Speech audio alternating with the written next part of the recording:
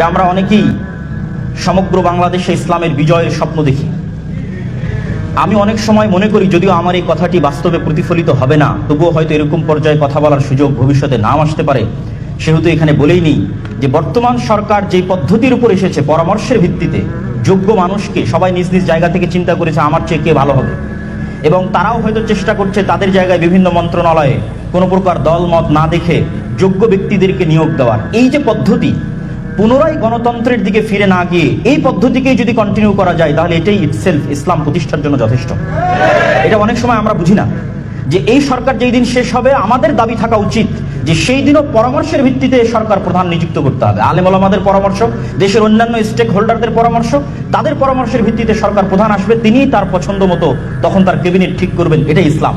কিন্তু আমরাই যখন আবার ব্যাকফুটে গিয়ে বলতেছি নির্বাচনে অংশগ্রহণ করব, নির্বাচন দিব, সেক্ষেত্রে আমি আপনাদের একটি কথা স্মরণ করিয়ে দিতে চাই। যেহেতু গণতান্ত্রিক দেশ, নির্বাচন হবে, গণতন্ত্র আসবে, তবে আমার একটা পরামর্শ আমি আপনাদের বলে যেতে চাই। সেটি হচ্ছে যে 5ই আগস্টে আমাদের লক্ষ লক্ষ কোটি কোটি ভোটার রাস্তায় ছিল, কিন্তু সরকার গঠনের সময় আমাদের অবস্থানটা কোথায় ছিল? আমাদের অবস্থান কিন্তু শূন্যের কোঠায় ছিল।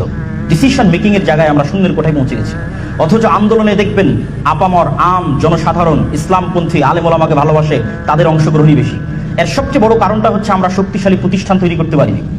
যখন সরকার পতন হয়েছে, তখন এই সমস্ত এনজিও, এই সমস্ত মিডিয়া, তাদের হাতে অটোমেটিক বাই ডিফল্ট ক্ষমতা চলে গেছে।